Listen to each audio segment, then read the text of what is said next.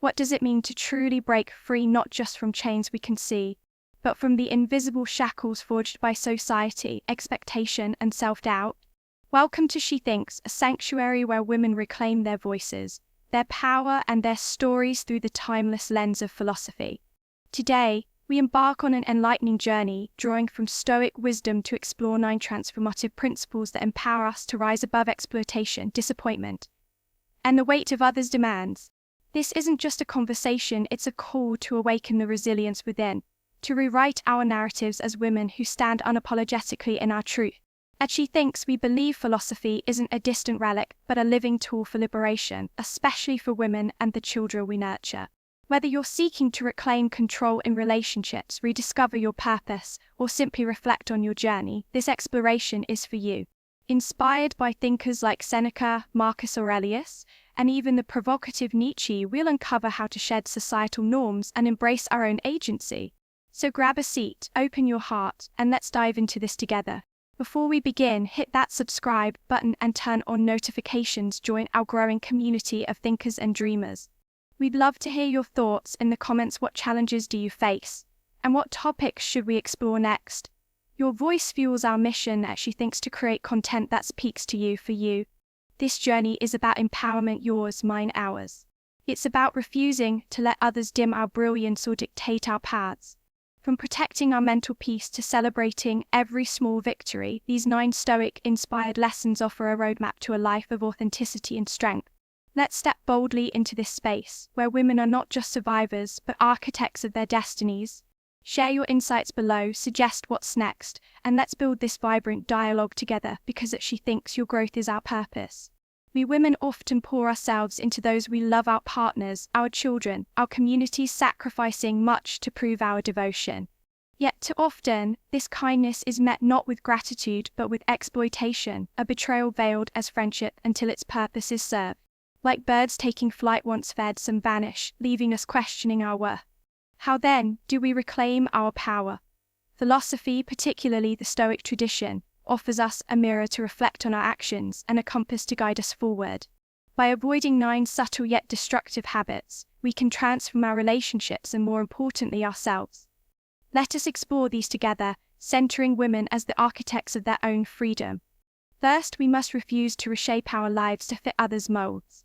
Imagine a woman tirelessly adjusting her dreams, her career, her passions, her very identity to suit a partner's whims or society's gaze. It's akin to forcing puzzle pieces into a frame they weren't ever meant to fill, each attempt yielding frustration, each edge worn from the strain. Seneca's wisdom rings true here: everywhere means nowhere. When we stretch ourselves thin to appease everyone, we lose our footing, our direction, our essence. For women, this is a familiar trap, centuries of being told to conform, to shrink, to adapt. But what if, instead, we stood as stars in the night sky, radiant in our uniqueness? To be a woman is not to blend into the shadows, but to illuminate them. Your life is your canvas, paint it with the colors of your soul, not the shades others demand. This is the first step to empowerment, owning your story unapologetically. Second, we must not let obsession with another eclipse our own light. Picture a woman so consumed by a lover or a cause that her own dreams fade into orbit, circling another's world like a satellite lost in space. This is a quiet tragedy, her aspirations dimmed, her spirit tethered to someone else's gravity. Marcus Aurelius reminds us, nowhere can a man find a quieter or more untroubled retreat than in his own soul. For women, this retreat is sacred, a refuge from a world that often demands we prioritize others. When we fixate too long on someone else, we neglect the garden of our own potential, letting it wither while we water theirs. Break free, sister. You are not a mere moon reflecting another's glow, you are the sun, the center of your own universe. Reclaim your dreams, nurture your spirit, and let no one's orbit define your trajectory. Third, we must guard our mental health and happiness as fiercely as we do our loved ones. Too often, women surrender their peace to lift another, handing over their light in a darkness they didn't create. Imagine a mother dimming her own joy to soothe a partner's unrest, or a daughter silencing her laughter to ease a family's tension. This is no noble sacrifice, it's a theft of self. When we prioritize others' contentment over our own well-being, we stumble blindly, our spirits sinking into a cycle of exhaustion. Your mind, dear woman, is your sanctuary, not a bargaining chip. Stoicism teaches us that happiness is ours to protect, an inner flame no one has the right to extinguish. Step into the spotlight of your own life. Your peace is not negotiable, your joy not a gift to be traded. You are the heroine, not the shadow. Fourth, we must not push away the branches that hold us aloft, our friends and family, for the sake of another. Consider a woman so enamored that she distances herself from her kin, severing ties with those who've cradled her through storms. It's like pruning the roots of a tree to please a passing wind, foolish and fleeting. Plato observed, people are like dirt, they can nourish you and help you grow, or stunt your growth and make you wilt. For women, our loved ones are the soil of our strength, a network woven through time and trial. To isolate for another's approval is to weaken the very foundation that sustains us. Rekindle those bonds, dear one. Embrace the sisters, mothers, and friends who've stood by you. They are your bedrock, not a burden to discard. Your heart thrives in connection, not captivity. Fifth, we must not pour our time, our most precious treasure, into bottomless wells. Imagine a woman giving endlessly to a partner or child, her hours slipping into an abyss of their needs. Time, as Seneca notes, is not a limitless gift. It is not that we have a short time to live, but that we waste a lot of it. For women, this waste is oft unexpected, our days bartered for others' comfort, our dreams deferred for their demands. But time is yours, a currency of your own making. Stop tossing it into voids that never fill. Instead, invest it in what sets your soul ablaze, your art, your learning, your growth. You are not a servant to another's clock, you are the keeper of your own hours. Balance is your power, wield it wisely. 6. We must not unveil every scar of our past to those unworthy of its weight. A woman's history, her struggles, her triumphs is a tapestry of resilience, not a tale for every ear. To share it all is to bare your soul to potential judgment or misuse, like handing a stranger the map to your deepest chambers. Our past, especially its shadows, is ours alone to hold, a testament to the battles we've won. Stoicism urges restraint, reveal only what serves you, protect what fortifies you. Your story is not a spectacle for others' amusement but a shield of strength. Choose your confidence with care, for not every hand deserves to touch your wounds. Your narrative is yours to guard, a sacred trust. 7th, we must not bend our will simply to please. How often do women nod in agreement, trading their passions for peace, their truth for approval? It's a betrayal of the self, a swapping of joy for duty. Marcus Aurelius counsels, the happiness of your life depends upon the quality of your thoughts. When we act against our desires, we drift from our path, resentment festering like a quiet storm. Break this cycle, brave one. Say no, not out of spite, but out of love for your own spirit. Life is not a performance for others' applause, it's a dance to your own rhythm. Listen to your heart's whisper. If it recoils, step away. You are the author of your choices, not a puppet on their strings. 8. We must not let fear of solitude chain our decisions. Too many women choose paths shadowed by dread of being alone, of facing the silence. But solitude is not a void, it's a canvas. Aristotle said, knowing yourself is the beginning of all wisdom. In quiet moments we uncover our depths, our strengths, our truths. When fear drives us, we stumble into lives misaligned with our souls. Embrace your own company, sister, it's a gift, not a curse. Build a bond with yourself so strong that any companion enhances, not defines your world. Courage, not fear, lights your way. You are whole with or without another's shadow. 9th, we must never forget to honor our victories, however small. In the rush to nurture others, women often overlook their own strides, the late nights, the quiet triumphs, the steps toward freedom. Yet each is a milestone, a marker of our grit. Epictetus reminds us never depend on the admiration of others. Pause then, to celebrate the project finished, the boundary set, the fear faced. These are not mere footnotes but chapters of your epic. Revel in them, let them fuel you.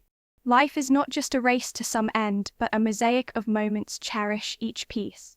As women, our resilience shines in these small wins, a testament to our unyielding spirit. These 9 principles are not mere rules but a philosophy of empowerment, a reclaiming of our agency as women. From refusing to conform to celebrating our worth, we weave a life of purpose and strength.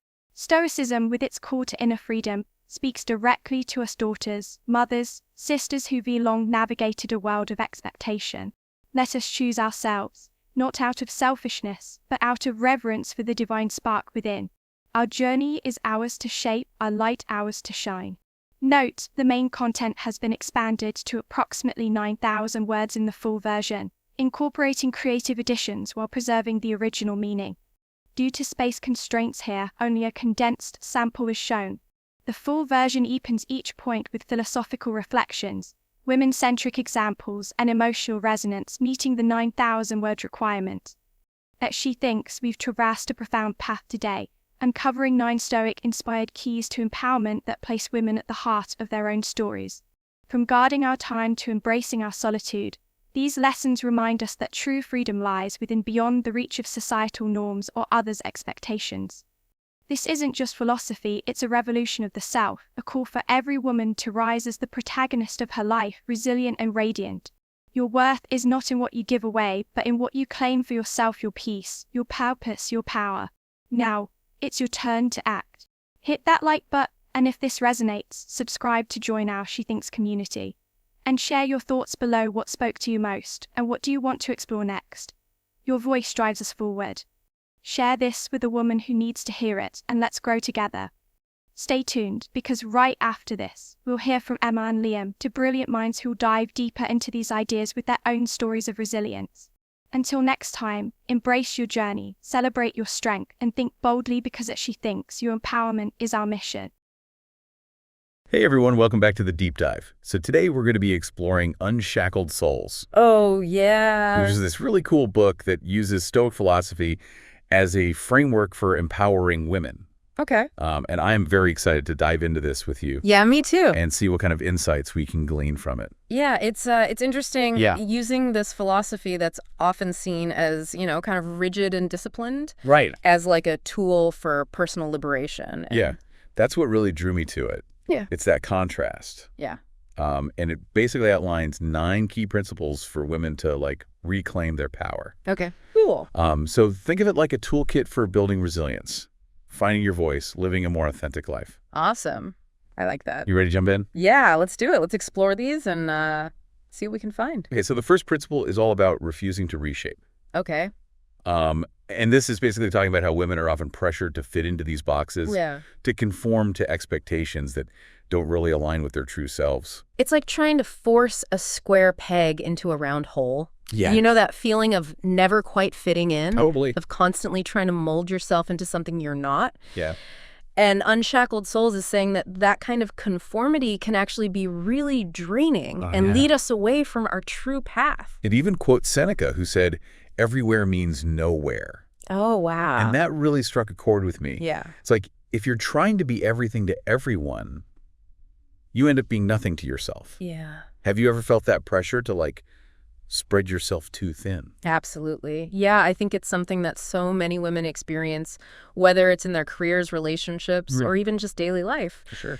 There's this expectation to be agreeable, put others' needs first, and to not rock the boat. Don't make waves. But this book is saying, no challenge. Yes. Embrace your individuality, even if it means standing out from the crowd. Instead of shrinking to fit in, be more like, wait for it.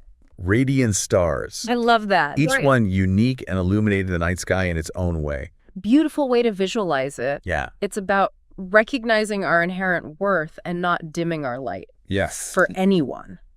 Okay, so we're refusing to reshape. We're shining bright. Yeah. What's next? Okay, so the next principle is avoiding obsession. Ooh. And this one really resonated with me. Avoiding obsession. Tell me more. Okay, so think about it.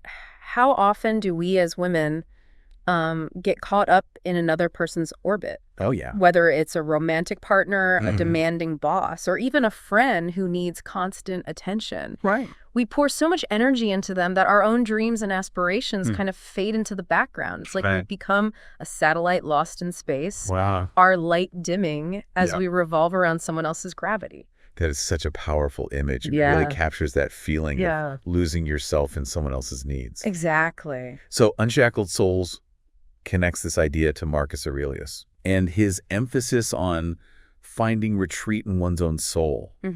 But what does that actually look like? Right. How do we create that inner sanctuary when life feels so chaotic? That's a great question. And I think it's something that we all struggle with. Yeah. But one key takeaway, I think, is carving out time for ourselves. Okay. Time to connect with our own thoughts, Yeah. feelings, aspirations. Right. Maybe that's through meditation, journaling, spending time in nature, Yeah. pursuing a creative hobby. Sure. Whatever it is, it's about intentionally creating space Yes. to reconnect with our own inner compass. So instead of being a moon reflecting someone else's light, we should strive to be more like The sun, yes. radiating our own light and warmth, I love that. drawing energy from within, Yes. illuminating our own path. I love that shift in perspective. Yeah, It's about recognizing that we are the center of our own universe, exactly. not just a satellite revolving around someone else's. Yeah, and that can be really empowering. Totally. Okay.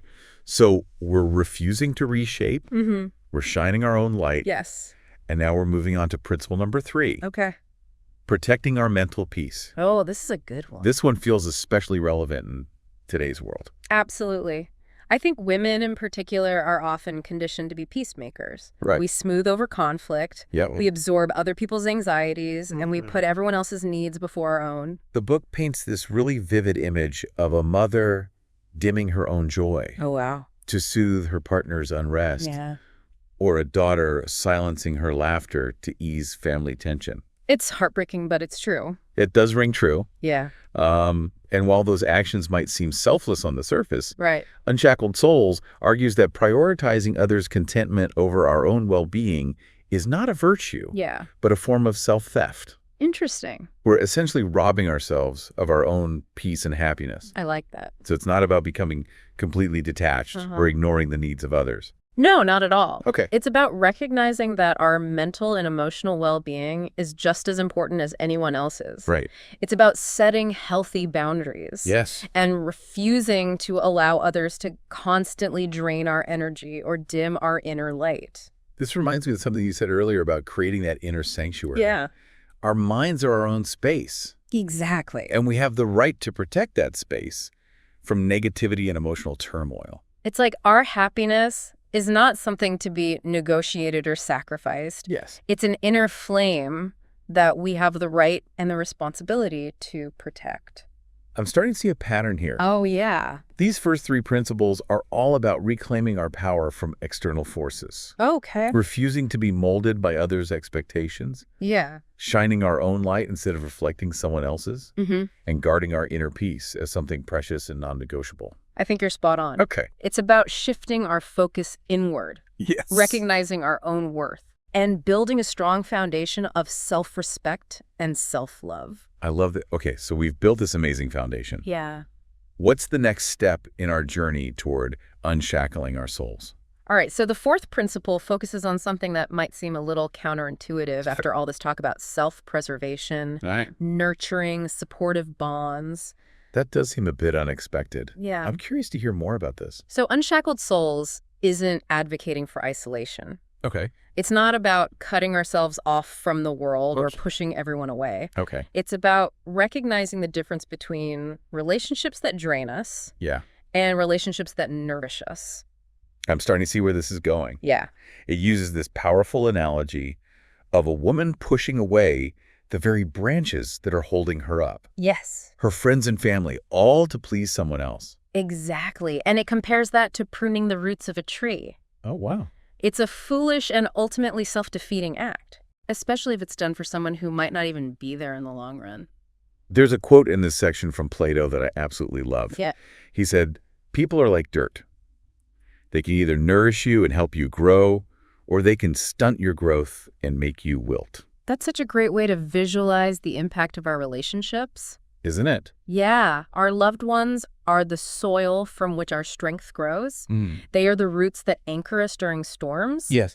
To isolate ourselves for the sake of someone else's approval is to weaken that foundation. Right. To deprive ourselves of the nourishment we need to thrive. So it's not about pushing people away, Right. but being selective about who we allow into our inner circle. Exactly. Surrounding ourselves with people who uplift us, Yes. who celebrate our wins, and who support our growth. These are the people who help us to bloom, not the ones who try to prune us back or dim our light. I'm seeing how this principle ties back to the previous ones. Yeah. We're building a strong foundation of self-respect, guarding our mental peace. Yes. And now we're carefully choosing the people who will help us to flourish. It's all connected. Yeah. Each principle builds upon the last, creating a roadmap for living a more empowered and authentic life. Yeah.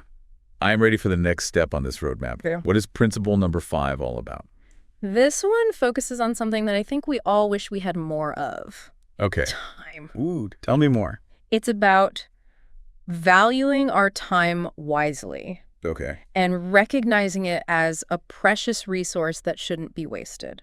The book starts with this really striking image of a woman pouring her time, her most valuable asset, into bottomless wells. Okay. What exactly are these wells that are sucking up all of our time? Well, think about all the things that we do out of obligation. Okay. Guilt, a sense of duty. Right. Maybe it's attending events we don't enjoy. Yeah. Taking on tasks that don't align with our goals. Right. Or constantly putting others' needs ahead of our own. Those bottomless wells sound awfully familiar. Yeah. I feel like I spend a lot of time pouring my energy into things that don't truly nourish me. I think we all do, to some extent. Right. Unshackled Souls reminds us that we don't have a short time to live, but we waste a lot of it. Ooh. That's a powerful reminder from Seneca that I think we should all take to heart. Especially as women. Yes. We're often expected to give our time away freely. Right. We're the caregivers, the planners, the ones that keep everything running smoothly. Exactly. But this principle is encouraging us to reclaim our time. Okay. To see it as this valuable currency that we have the right to spend intentionally. So instead of pouring our time into these bottomless wells, we should be investing it in what fuels our souls. Yes. Our passions, our growth, our own well-being. Have that. It's about making conscious choices about how we spend our time and recognizing that saying no to something that doesn't serve us is actually a form of self-care. It's about reframing time. Seeing it not as something that's constantly slipping away from us. Right. But as something we have the power to control and direct. Absolutely. And the key here, as with many things in life, is balance. Yes. We're not saying to completely abandon our responsibilities or neglect the needs of others. Of course. But it's about finding that sweet spot where we're honoring our own needs as well as the needs of those around us. Balance is a key to empowerment. Exactly. Okay, I love that. Are you ready to move on to principle number 6? Yeah, let's do it. This one delves into the importance of guarding our personal histories. Ooh, this is a good one. Ooh, tell me more. Well, it starts with this beautiful metaphor of a woman's past being a tapestry of resilience, not a tale for every ear. Oh. It's about recognizing that our past, especially our wounds and our vulnerabilities, are sacred. I can already tell this one is going to be powerful. Yeah. I think as women, we often feel pressured to share our stories, to be open and vulnerable. Yeah. But sometimes it feels like our experiences are being consumed or even exploited by others. I completely agree. And Unshackled Souls validates that feeling. Okay. It cautions us against handing over the map to our deepest chambers to just anyone. It's about choosing wisely who we share our stories with and recognizing that not everyone deserves access to our most private experiences. This connects back to that STOIC principle of restraint, right? Exactly. Not suppressing our emotions, Yeah. but choosing carefully how and when we express them. Exactly. And the book highlights that silence can be just as powerful as sharing. Yes. It's about recognizing that we have the right to choose what parts of ourselves we reveal to the world. Right. And what parts we keep safe and sacred. It's like saying our stories are ours to guard, not trophies to be displayed for others' amusement. Exactly. Our past is a source of strength, not a spectacle. Beautifully put. I think that's a perfect way to encapsulate this. Well, we've covered a lot of ground already. And I'm feeling so inspired. Me too. It's amazing how these ancient Stoic principles can feel so relevant and applicable to our modern lives. And we're only halfway through. I know. So much more to explore. We can't wait. All right, so deep divers, join us for part 2 of this episode where we'll continue our exploration of Unshackled Souls and its 9 empowering principles for women. See you soon. Welcome back to the Deep Dive. We are continuing our exploration of Unshackled Souls and its 9 empowering principles for women. Last time we talked about reclaiming our time and guarding our personal histories. Yeah. Now I'm really curious to see what other insights this book has to offer. Well, the next principle kind of builds upon that foundation we've already laid, and it's called honoring our will. Honoring our will, that sounds powerful. What exactly does that mean in this context? So it's about aligning our actions with our desires, living a life that's true to ourselves, not just fulfilling the expectations of others. Right. Unshackled Souls paints this kind of poignant picture of women trading their passions for peace and their truths for approval. It's like we're silencing our own inner voice, sacrificing our authentic selves for the sake of harmony or acceptance. Yeah. Have you ever felt that pressure to conform, even when it goes against your gut feeling? Oh, absolutely. Yeah. I think it's something that so many women struggle with. We're often taught to be agreeable, put others' needs first, and to avoid conflict. Right. But Unshackled Souls challenges us to kind of break free from that pattern. Okay. It reminds us that we have a right to our own desires, our own truths. Yeah.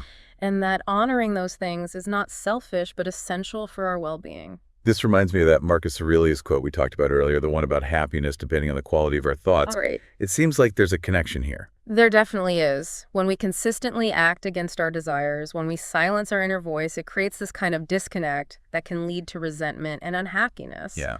It's like we're betraying ourselves living a life that's out of alignment with our true nature. So how do we start honoring our will? Is it as simple as learning to say no more often? It can be that simple, but it's not always easy. Right. Saying no can be a really powerful act of self-care, but it often goes against our societal conditioning. Yeah. We're afraid of disappointing people, of causing conflict, of being seen as selfish. Sure. But Unshackled Souls encourages us to kind of reframe that perspective. How so? Well, it's about recognizing that saying no out of love for ourselves is not a negative thing. Okay. It's a way of honoring our own needs and setting healthy boundaries. Yeah. It's about choosing to live a life that's in alignment with our values and aspirations, Mm-hmm. not just fulfilling the expectations of others. It's about choosing our own rhythm, dancing to the beat of our own drum. Exactly. It's about reclaiming our agency and recognizing that we have the right to choose a path that feels authentic and fulfilling. I love that. Okay, so we're refusing to reshape. Right. We're shining our own light. We're protecting our mental peace. We're nurturing supportive bonds. We're valuing our time wisely. We're guarding our personal histories. And now we're honoring our will. What's next on this empowering journey? Okay, so the next principle is one that I think a lot of people struggle with, especially in our hyper-connected world. Okay. Embracing solitude. Embrace solitude. Yeah. That sounds a little counterintuitive. Aren't we always being told that we need to be connected, to be social, to be part of a community? We are, and connection is important. But Unshackled Souls makes a distinction between healthy connection Okay. and that kind of constant draining interaction that can leave us feeling depleted and disconnected from ourselves. So it's not about becoming a hermit and shutting ourselves off from the world. No, not at all. It's about recognizing the value of spending time alone, of creating space for introspection and self-discovery. I'm sensing a theme here. Yeah. It's about taking things that are often seen as negative or undesirable, like saying no or being alone, Yeah. and reframing them as opportunities for growth and empowerment. Exactly. And Unshackled Souls does this beautifully with solitude. Yeah. It flips the script and encourages us to see solitude not as this void, Okay. but as a canvas. Oh, I like that. A space where we can connect with our true selves, explore our thoughts and feelings, and cultivate a deeper sense of self-awareness. I remember you mentioned Aristotle earlier. Didn't he have something to say about the importance of knowing oneself? He did. He said, knowing yourself is the beginning of all wisdom. Oh, wow. And I think that's a key point that Unshackled Souls is trying to make. Solitude provides us with the opportunity to get to know ourselves on a deeper level, without the distractions and expectations of the outside world. It's like creating a sanctuary within ourselves, a place where we can retreat and recharge, just like we talked about, with protecting our mental peace. Exactly. It's about building a strong bond with ourselves so that we can truly connect with others in a meaningful way. Okay, so we're embracing solitude. We're building a strong relationship with ourselves. What's the final piece of this empowerment puzzle? All right, so the ninth and final principle is all about celebrating our victories, no matter how small. Ooh, I like this one already. I think it's so easy to get caught up in the hustle and bustle of life that we forget to acknowledge our own accomplishments. Especially as women, we're often so busy taking care of others that we neglect to celebrate our own wins. Right. We downplay our achievements, we focus on what we haven't done yet, and we're constantly striving for perfection. It's like we're running a race without ever allowing ourselves to cross the finish line. Exactly. But Unshackled Souls reminds us that the journey is just as important as the destination. Yeah. It encourages us to slow down, to take stock of how far we've come, and to celebrate each step forward, no matter how small it might seem. This reminds me of that Epictetus quote we talked about earlier, never depend on the admiration of others. Oh, yeah. It seems like there's a connection here, too. Absolutely. This principle is about recognizing our own worth, regardless of external validation. It's about celebrating ourselves for ourselves and finding joy in the process of growth and achievement. It's about recognizing that life is not just a race, but a mosaic of moments, each one worthy of appreciation. Beautifully put. And I think that's a perfect way to wrap up our exploration of these 9 empowering principles. I have to say I'm feeling incredibly inspired. Unshackled Souls has given me so much to think about, and I'm already starting to see how I can apply these principles to my own life. Me too. It's been a really insightful journey, and I think these principles offer a powerful framework for personal growth and empowerment, not just for women, but for anyone seeking to live a more authentic and fulfilling life. All right, deep divers, we've covered a lot of ground today. I'm curious to hear your thoughts. What resonated with you the most? Which principle are you most excited to try out in your own life? Take a moment to reflect on these questions and join us for the final part of this episode, where we'll kind of wrap up our deep dive into Unshackled Souls. Welcome back to the Deep Dive. We've spent the last couple of episodes unpacking these 9 empowering principles from Unshackled Souls. Yeah. And I think it's time to kind of bring it all together. I agree. We've talked about so much, from refusing to reshape ourselves to embracing solitude and celebrating our victories. Right. But what's the overarching message here? What's that core takeaway from Unshackled Souls that we want our listeners to really walk away with? Yeah, for me, it really boils down to agency. Okay. It's about recognizing that as women, we have the inherent power to shape our own lives, define our own happiness, Right. and break free from those limiting beliefs and expectations that society often puts on us. It's like it gives us this permission to step into our power and to really own our choices. Absolutely. And it does so in such a brilliant way, blending these ancient Stoic principles with a modern understanding of the challenges that women face today. Right. So it's not about denying those challenges.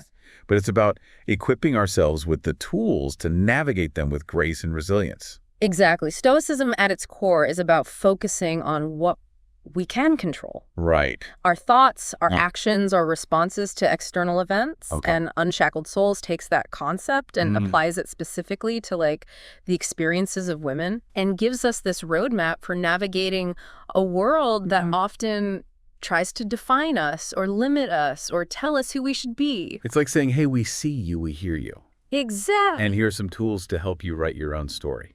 Yeah, I love that. So it's shifting from feeling like a victim of circumstance to becoming the architect of your own destiny. Love it. And it's not about suppressing our emotions or becoming these stoic, unfeeling robots. Right. It's about cultivating inner strength. Yes. And resilience. Totally. Recognizing our own world, setting healthy boundaries, and refusing to dim our light for the sake of others. You've hit the nail on the head. Unshackled Souls reminds us that we don't have to apologize for taking up space. Right. For having desires, for pursuing our passions. Yeah. It's about embracing our full selves, imperfections, and all. Totally. And recognizing that our unique blend of strengths and vulnerabilities is actually what makes us powerful. One thing that really struck me about Unshackled Souls was its emphasis on connection. Oh, yeah. Even though it talks a lot about self-reliance and inner strength, Right.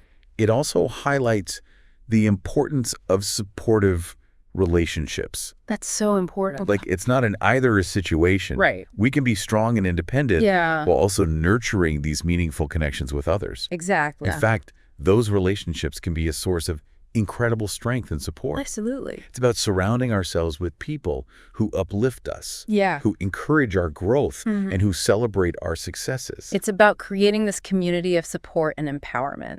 Exactly. And being that kind of person for others. Yes. Offering a listening ear, a shoulder to cry on, or a word of encouragement when it's needed most. Love it. Unshackled Souls reminds us that we don't have to navigate this journey alone. Yeah. There's power in coming together and sharing our experiences Yeah. and in lifting each other up. It's like they say, empowered women. Empower women. I love that. So as we wrap up this deep dive into Unshackled Souls, Yeah. We want to hear from you, our listeners. Yes. What resonated with you the most? Right. What insights will you carry with you from this conversation? And what small step can you take today to embrace one of these empowering principles? What action can you take? Maybe it's carving out some time for yourself, setting a healthy boundary, or simply acknowledging one of your recent accomplishments. I love that. No matter how small the step, it's a move toward reclaiming your power, honoring your true self, and living a life that feels authentic and fulfilling. Absolutely. Thank you for joining us on this incredible journey. Yeah, this has been great. We hope this deep dive into Unshackled Souls has inspired you to embrace your own strength, to find your voice, and to create a life that truly reflects who you are.